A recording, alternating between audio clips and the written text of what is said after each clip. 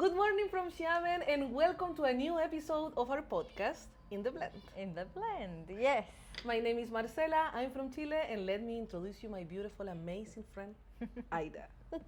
My name is Aida, I'm from Iran, and we are here to record another episode of our podcast. Today we have a fun one.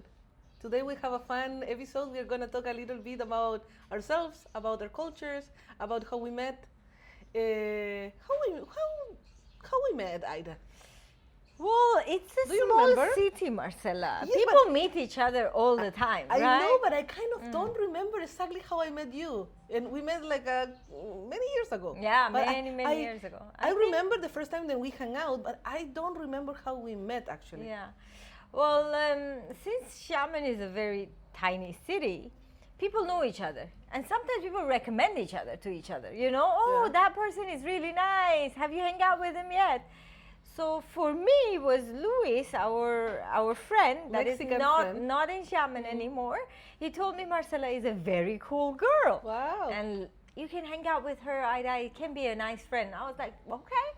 And we met each other in a wedding. We met each other in Yes. different parties or maybe outside.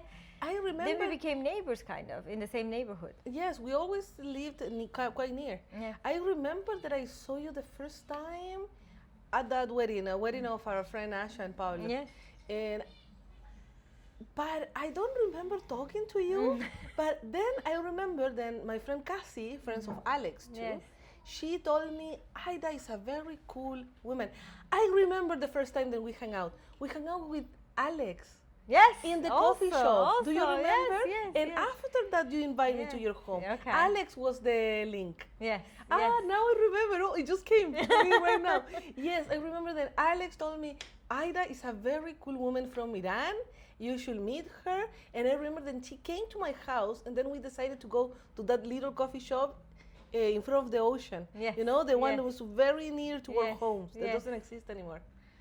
True. Oh, that was the first time. Let's say hello to Alex. Alex. Hello. And I remember that we talked about like our heartbroken because Alex was passing through a moment. Yeah. You know, and we talked about our experiences, and Yeah. it was very cool. Very cool. I'm happy. I remember now. And then you invite me to your home. Yeah, we hang out, and then from then on, we became very good friends. You know, so Yeah. many years, so many things happen.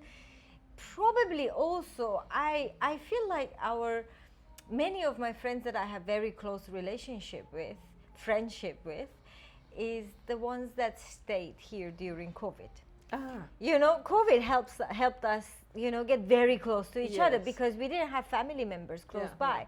So we considered each other as family members. We talked about what we are worried about, what we are scared of. COVID is a whole episode. Yeah, I know. So I think COVID helped remember. us all become really a family. Yes. I remember you telling me because I was alone at home and it was very cold. And at the time, it was this rumor that you cannot turn on the AC because the virus could come inside your house. We didn't know anything. And you told me like make soups or boil things so that your house will get Warmer. And and I remember making Yeah. soups. And That was crazy time. Crazy time. Crazy time. God, Really. it was a crazy time in China. So Marcela, what is this episode mainly about? It's beyond first impressions. What we thought about each other before we met. We are gonna talk about prejudice.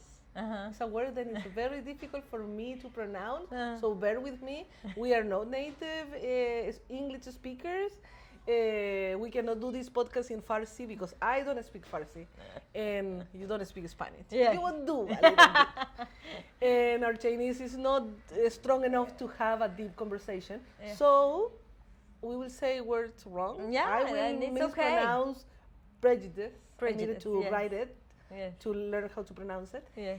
And it will happen. So if you like it, good. If you don't, Yeah. Go Let to- us know what you didn't like yeah, about it. exactly. It's quite difficult actually. Uh-huh. This episode for me was a bit difficult to to make sure that I cover everything. And then I realized it's okay. I just can not cover everything, and it's fine. We have so many episodes. We can talk about many things. And the other topics would include this one as well. And then we will talk about it. So it's fine.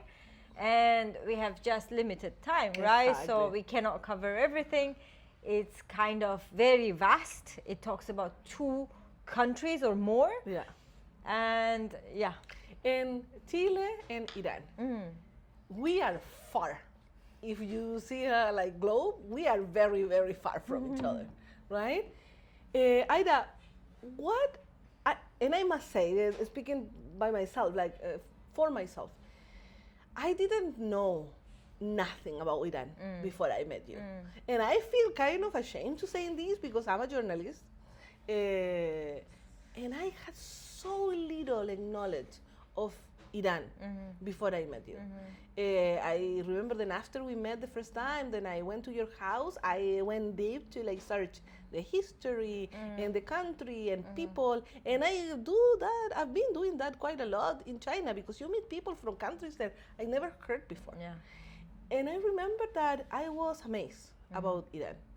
And I was amazed about the stereotypes that I had in my head and how little I knew about Iran. Yeah. Iran for me, it was Iraq, Pakistan, Afghanistan, all the same. I just imagine that it was a country that it was like very gray, very small buildings, dry, full of markets, like those markets that you see in like the movies about Morocco. Stereotypes. This is just pure stereotypes. Aladdin kind of country, and bombs, and women's completely covered. Everyone dressed in black, and men smoking everywhere with long beards. Cigarettes. Yes. Smoking cigarettes. Okay. That was my stereotype about Iran. I didn't know anything else about it. Nothing. Yeah. What was your stereotype about Chile? Chile. Did you know that Chile exists? Of course, of course. I mean, I like to look at map. You know, go through the maps and see different countries, and of course Chile, because it's special. You know, the way it is, how long it is. It was always interesting to know, like, how do people really live in, you know, in your head you think it's line. Then you're like, be careful, you're going to fall to the ocean. You're going to fall. But I knew a little bit, and not that much, honestly. And I remember the first Chileans I met was in China, in Xiamen, and also was one of the first days that I was in China. I was like, what? You really are from Chile? That far away? You're here? And you met also a Chilean that is very tall, so maybe you thought that we were very tall? Yeah. So that's the thing. Actually, it's very interesting that I met that many Chileans in Xiamen. I've met a lot, you know, and I've hung out with them a lot as well. And one of the things that surprised me is how different they look from each other, you know. It's very diverse, the way they look. The skin color, the hair color, the way they are, tall, short, in many looks they are. So I cannot really tell who is from Chile, who is not, you know. Yeah. And it's very interesting that you guys have big, diverse society in terms of look. But like, sorry, I don't want to interrupt you, but I want to know what you thought about Chile. Like for me, I told you, like it was.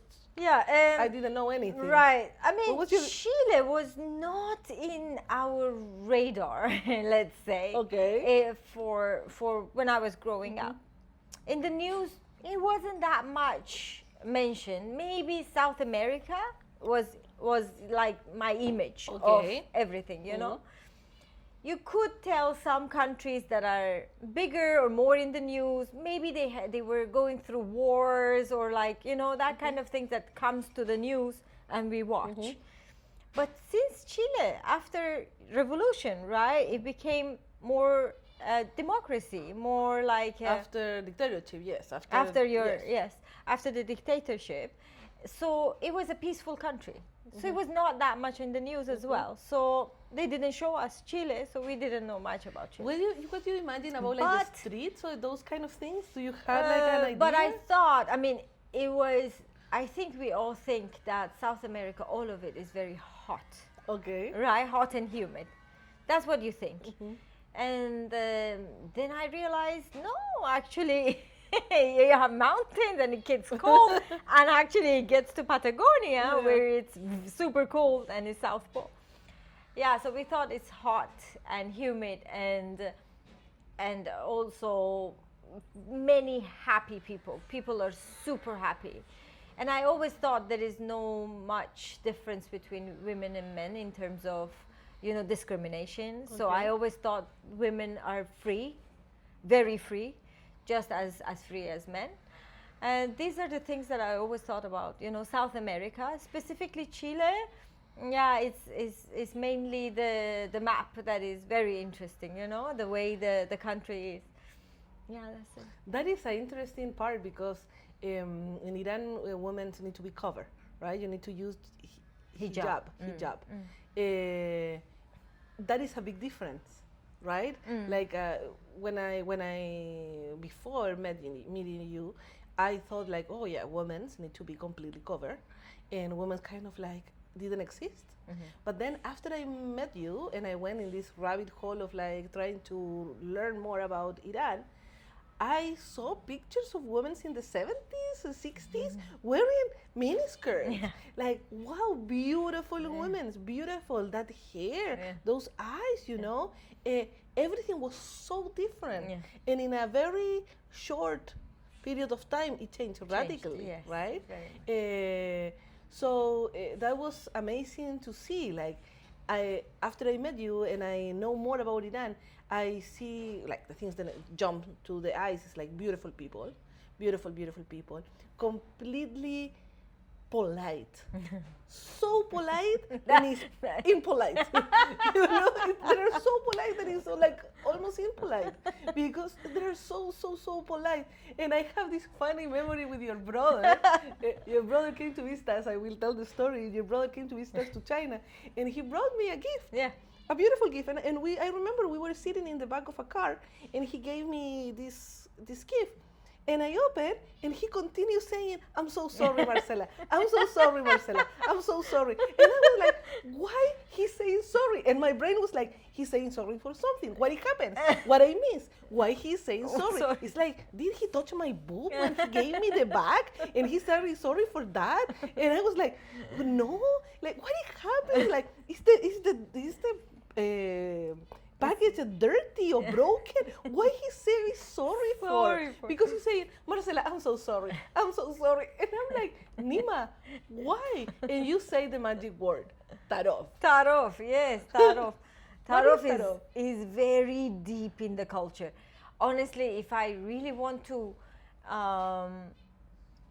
tell you what is tarov, is so complicated that I cannot, you know, in few sentences. You have to live with it to know. And you lived with it, you know. And we showed you how it is. It's very complicated.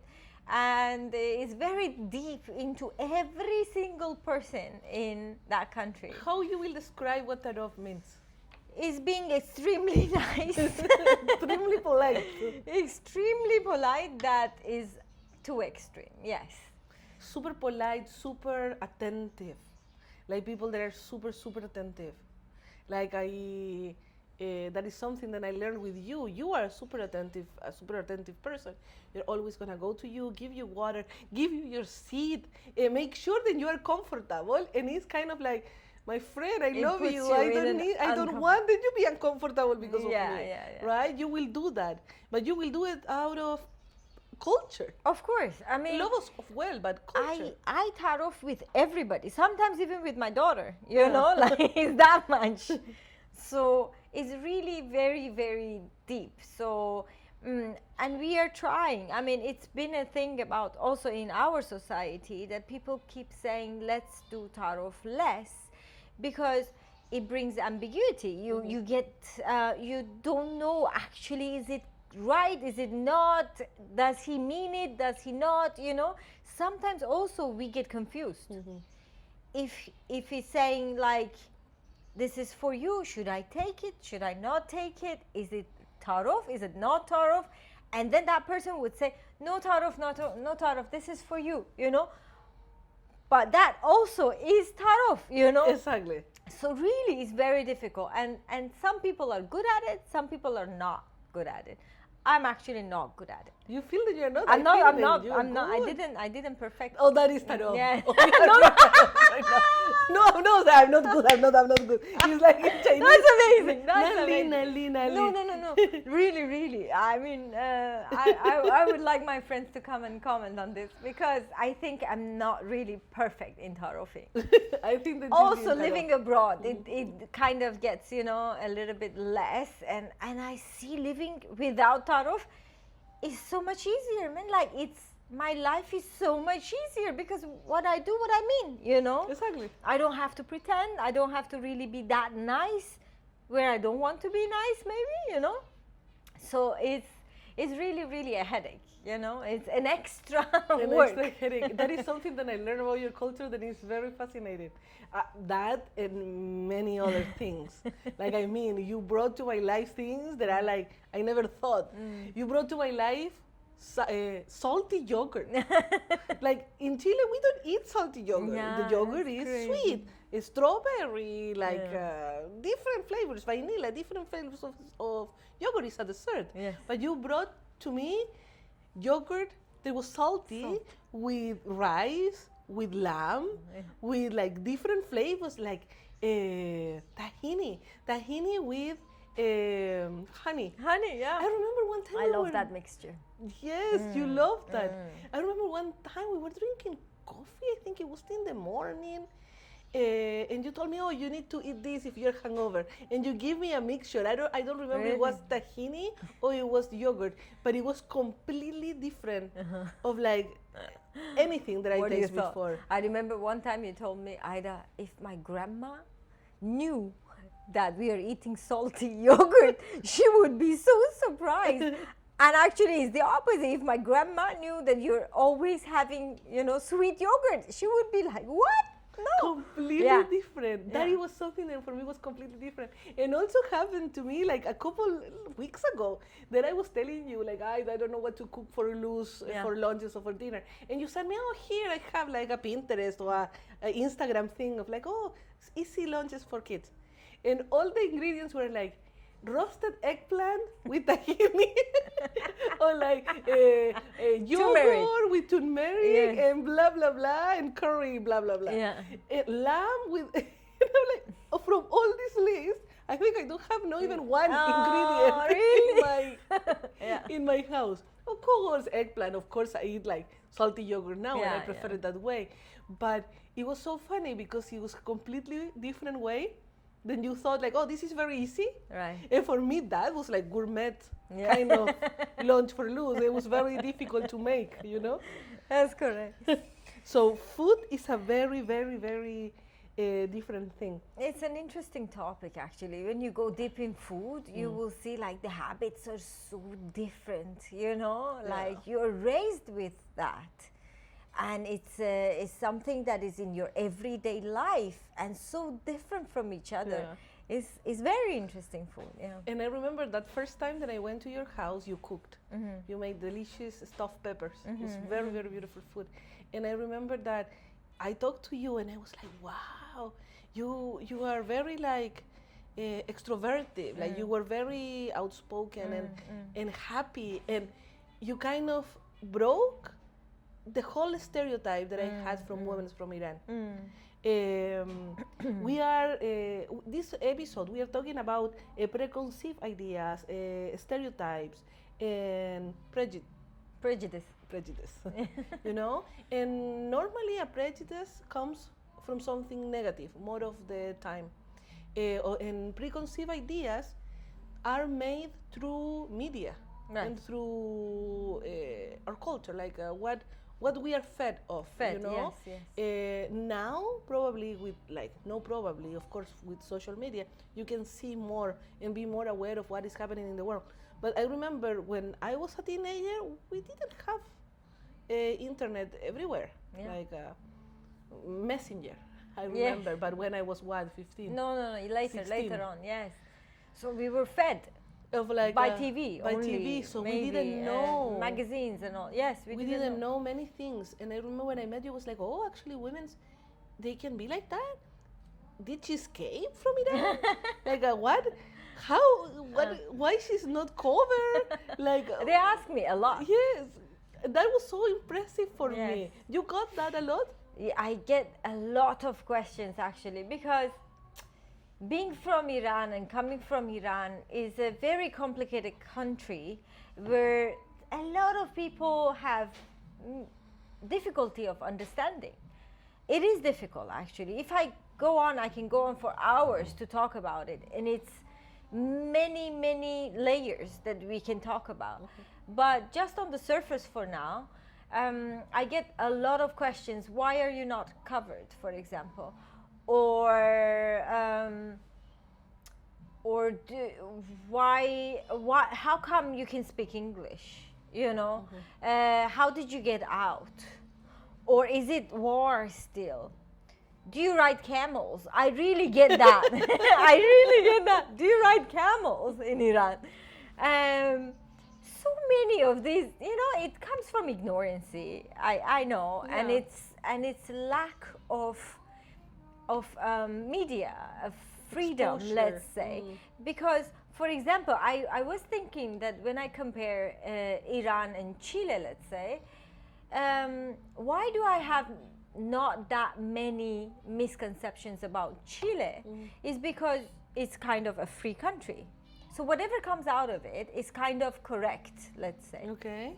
But from Iran, it goes through so many filters that you wouldn't know which one is right, which one is wrong, which one is actually what people are living and which one is not. So also so many layers in the society of Iran. So everybody from different backgrounds, different way of thinking. And also Iran is a very big country with many different ethnic groups. How many millions of people? Right now they say 85, 90. Wow. Chile is around 25. It's quite a big country. Also the location of the country, it has so many borders connected to different ethnic groups. Let's say, so we have Turks, we have Kurds, we have Baluchis, we have Arabs, we have in the north different ethnic groups, we have many different religions. People think Iran is completely a Muslim country. I thought that. Right, I thought that. which is not. We have Christian, we have Jewish, we have Zoroastrian, which is a very old religion of Iran, and many others. Maybe I'm not completely mentioning everybody. So the diversity is big. In that way, you get a lot of different cultures as well. You know, even different food. There's a very nice movie about this kid, a very small kid, is 9-year-old, 9-year-old, that goes from south of Iran to the very north. And everything is different, you know? Even the language is different. What they eat is different. How they look is different. So it's very diverse. So by person can change what they experience living in Iran or how they are living it. But in general, there are so many stereotypes about Iran that I guess some of them are right, some of them are not, some of them are changing. There's a big change right now happening in Iran. In the past years, the new generation is so different. They're so brave. They want to talk. They want to be free. They want to express themselves. Women especially, they're very strong right now. And they want their rights. That is beautiful. You know, it's very beautiful. And I love to see the change happening. Yeah. And it's something that maybe it was a little bit in the news or maybe a little bit around social media. But it's something that people don't talk much, you know. I don't know why I never learned about Iran in the school, not even in the university. University, I remember study China, I remember study United States, of course, but never Iran. So it's a big gap of like unknown information. Information doesn't. Yeah.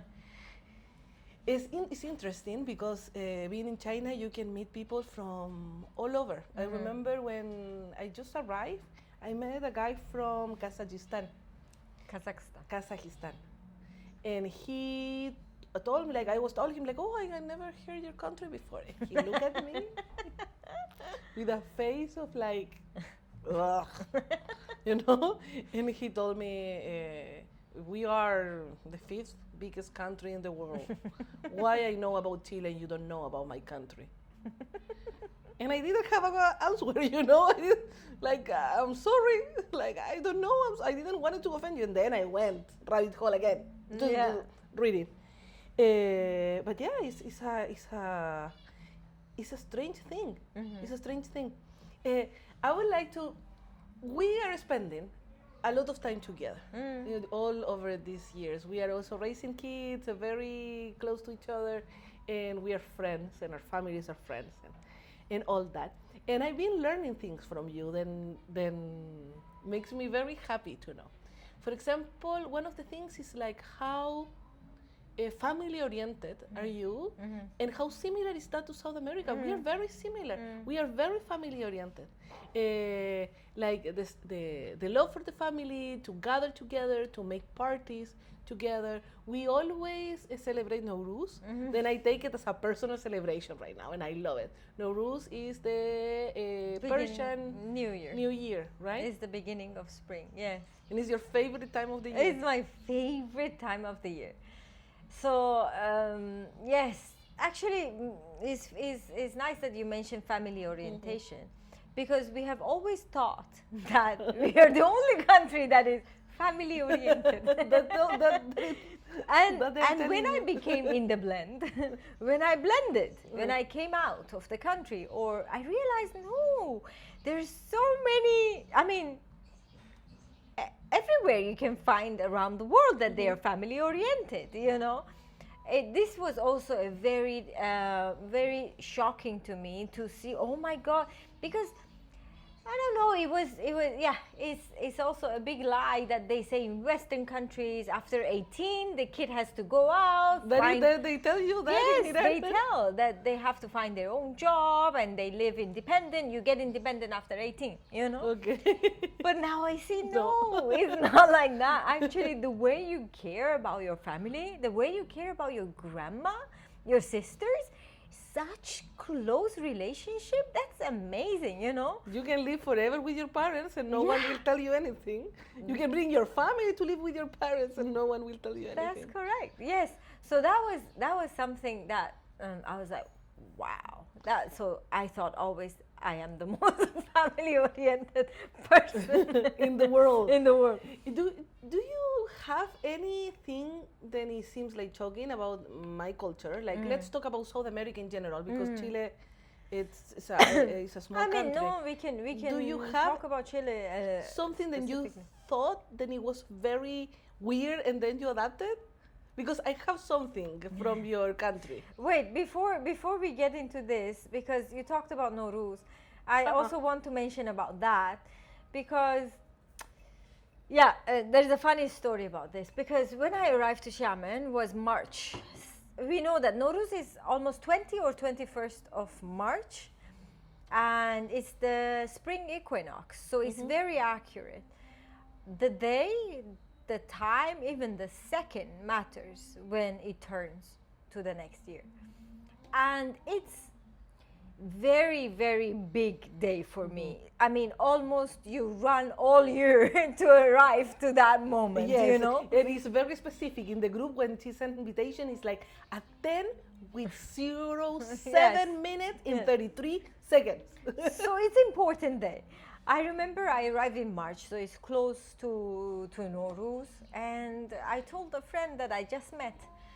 I said, listen, next week is my New Year, so I really want to celebrate it. And she was like, what? Every day is somebody's New Year. No, you're ballooning. That's when I was like, really? Like, but that's the biggest day, you know? Like, yeah. So where she was from? Was, never mind. Okay. But that was the moment I was like, I'm gonna make Nowruz big again, you know, great again here in Xiamen. So I made a promise to myself that I'm going to celebrate Nowruz in a way that I would like to be celebrated, and introduce it to all my friends. And of course, there are not many Iranians in Xiamen, so I introduced it to all my friends, and we celebrated until now. I love Nowruz. Every year, I love it too, because it's spring, it's rebirth. It's you my know, it's new favorite day. celebration. I love it because you have Christmas, you have New Year, then you have Chinese New Year, and then you have Nowruz. See, every day is somebody's New Year. But it's beautiful because you made your resolutions. You don't start the 1st of You start in January. March. Then you have Chinese New Year. You do your resolutions. You don't start. And then you can start your resolutions after Nowruz. That's correct. And it's a beautiful party. I remember being in your house full of flowers. And I remember also like doing some research of what is important, what to give, what you don't give. Flowers. You have this table with only things that start with the letter S. Yeah. Yes. And you need to Sin. a table. Then you put There's things. 7 S's in that table. Fish, water. The fish actually is another thing. It's not doesn't start with S. Like this flower. This flower. Sombol, yes, starts with a S. Yes, all of them represent something, the symbol of something that you want to have it during that year. It's beautiful. So it's beautiful. And there's one more thing about Nowruz, is that it's a celebration of nature. You know, so it doesn't matter if you're religious or not. Yeah. It doesn't belong to any religion. So it belongs to every person in the world that wants to celebrate nature, rebirth, coming back, spring. Nowruz translates to new day. Nowruz. No is new and Ruz is day. So it's a new day. So it's amazing. You get happy about it. It's a happy time. And also in China, at that time, it starts to be warm. Exactly. I remember one time. For you it's different. For so, me, yeah. You can celebrate Nowruz in the spring equinox of yourself. Yeah, then it's in September. Yeah. September. I remember one time being in your house and in Nowruz, and we were sitting in the balcony, and the sun was like just warm, you know? Yeah. It was the first time in a long time that the sun feels like warm, and the air was still crispy, a little cold. And I was like, oh, I want to lay down on the floor. And you told me do it. And I was like, no. It's like, for that reason is the carpet here. So we sit down on the floor. That is another thing. You always sit on the floor. Yeah. And I lay down, and it was beautiful. And I remember like, oh, someone from such a different part of the world made me feel at home, you know, because you create home, like you are always being like that. And I talk that with other of our friends. You always, wherever you are, you create a home. And I think that is a characteristic of people from Iran. Yeah, like also. Whenever I am around your father, I feel at home. Sarah, a good friend of us, then she's not in Xiamen anymore. Also, whenever I was near to her, I felt at home. It's a beautiful culture, beautiful warmth. Actually, home has a special place in our culture. Also because outside of home, we normally are not comfortable. Let's say because of religion or the way the country is run. So home, we feel freer, you know. Yeah. So home is a place that I feel happier, freer, myself. That's where we celebrate many things. So home is a big deal. That's why we like to have our home, you know, decorated or looking nice or welcoming, warmer. You probably would feel a warm home in every Iranian's house. Also, hospitality is a big part of our culture. If you go to Iran, I am 100% sure a stranger will come to you and say, do you need help? Would you like to have dinner with us? Would you like to come for the tea in our home? I have this. They would prepare the best of the best for you as a guest, because guest is called the god in our culture. So you do whatever that your guest is happy, you know? Wow.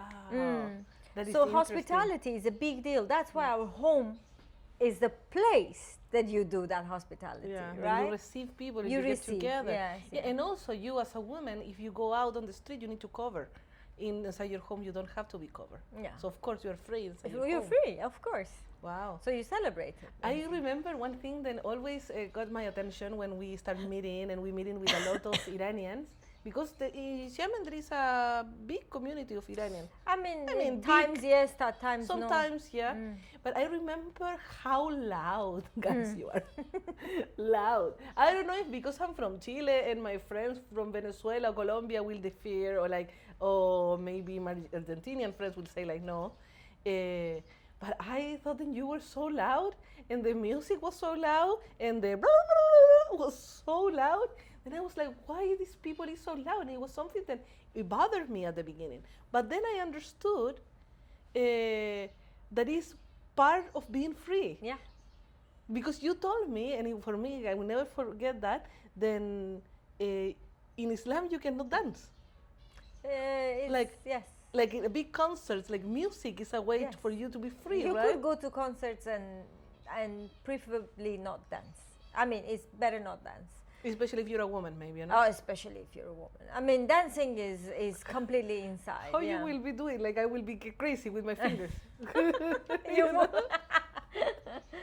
Yes, so that's why you want to dance, but then you dance inside. Right. So when you do parties at home, music it is has loud. to be as loud as you feel like a concert. Wow. Yeah, I remember then you explained me that a little bit, and then I understood like, okay, whenever we have a party, it's gonna be loud, and the music is gonna be loud, and it's a beautiful thing because it's a sign of freedom. Yeah. Then because we can enter in the other topic, and we are not gonna talk about it now, but.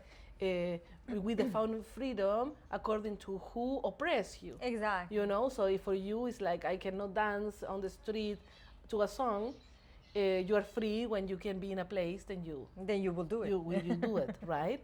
That's well, true. that is very interesting. But I want to know what else you thought about South America, like about people, about women. What you thought about me after you met me? Yeah. So there's something that really amazes me about the South Americans is that I would say South American, but you can apply it to many other countries as well, is how women feel about their body. You know, this is a thing that amazed me. I learned a lot. I try to practice that. It's how good you feel or comfortable you feel in your own body. Mm-hmm. Or showing your body, you know, because women's body, let's say, mainly in Islamic countries, is kind of like considered as very, you don't show it, you don't talk about it, you don't write about it, you don't draw, you don't paint, you don't, nothing, you know, women's body is kind of, I wouldn't say taboo, but like something that is kept inside, right? It's kept hidden. You don't share it, right? On the TV, you don't show it, the women's body. Whereas in other countries, I see it's not a problem. You can wear whatever you want. You can show whatever you want, and it's nobody's business, you know? Exactly. You can wear whatever you want. Yes, and this is amazing. And you're comfortable with it. If you're this size or that size, doesn't really matter from what you wear. It's interesting because I feel that we are always worried about the size, you know, or the way that you look, and maybe you are not comfortable with your body. And as a woman, you grow up not being comfortable with your body. So hearing that from you, I guess that we are much more comfortable with our bodies. Than the way that you grow up. Open, yes. Yeah. Or at least you're open about it, you know. For that reason, it's important to have these conversations and to talk to people from different cultures to understand how similar and how similar we are, and also the degree of difference, you know. Because I could say like, oh no, we are also not comfortable with our bodies, but in comparison of what you are saying, we are very much comfortable with our bodies. Yes, exactly. I mean, maybe you're not comfortable I mean, maybe you think you're bigger size, smaller size, you need this, you need that, but you're comfortable showing it. Doesn't really matter, you know, what you wear. You don't hide it, you know. Yeah, it's a big topic to talk about. And the reactions as well. I remember then one time we were walking. You were pregnant. I remember, very pregnant. And we were walking on a crossed road, and this guy, old man, I think he put his hand and he touched me like around this area or the leg or something. And I didn't notice then was a man. I thought then was one of the kids with her backpacks. Because he didn't grab my ass or nothing. It was like a gentle touch. And I remember you turn around because I looked and he said, oh, he touched me too. You told me. And I immediately turned on my South American. But I said, never mind. And I turned around and it's like, you beep, beep, beep, in Spanish. All the bad words that I know in Spanish. Then I went to all the bad words that I know in English. And then all the bad words that I know in Chinese. Everyone was looking at me and I was yelling, moving my arms like, why you are touching us? And you were already almost in the other side of the street. Like, Marcela, never mind. You know, that was a big difference for me that day. Yeah. I also realized, and I learned from you and how you reacted. This is very nice. You know, you have to react. If we don't react, I realized later, you know, that if we don't react, then they will have the right to do it. But if you react, if everybody reacts to this kind of actions, then people will realize that this is wrong and they will be less and less. You're right. You're very right. That was an important moment, and it was funny. From you, Aida, I've been learning a lot of patience, because I see how you can talk with people that think completely opposite than you, completely opposite view on politics or religion, and you are able to listen, to have a meal with them, to kind of find a common ground to talk about, to hang out with people that think completely different than you.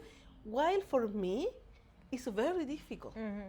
Sometimes I get fixated in like this person said at that time, I never want to be with that person again, you know? And I've been learning from you like, okay, let's listen what they're saying, you know? Let's listen, and you don't agree, but it's okay. We are in a small community. You cannot kind of isolate yourself and be just with people that think exactly what you think. I believe in conversation, you know. I believe that with talking with each other, we can open doors that will change us, you know. Hanging out, knowing what the other one thinks, then you also can give your opinion and try to maybe change yourself or change the other person to better. We are arriving to the end of this episode, and I would like to ask you a question. Something that would you like that people know about your culture? I actually would like to encourage people to know more and study more and you know, watch more about Iran. You know, just to get all that many misconceptions out of their mind, because it's a country that has been not very well presented to the world, you know. I want everybody to really look into it like you know, and know more, so that there is not much misunderstandings about Iran and the Iranian people. Yeah. Something that I would like them people know about Chile is the Chilean people are creative. It's a safe country. It's a beautiful country. And people will make you feel welcome, because we also welcome people. There is something about Chile that I wanted to mention, is about Santiago. I saw pictures of Santiago, and it's so similar to Tehran, you know, so similar. I think it's geographically also similar, and the way the city looks is similar. So it kind of felt like a sister, you know, to me. I found a sister for Tehran, and that is Santiago, you know. and the mountains, the way it's located, Dry. the dryness, you know, all of it. It looks a lot like that. And I will like to ask you, not exactly about South America or Chile, but who is someone that you have met in China that it gave you like a big impact of what you thought before or what you thought now in terms of prejudice?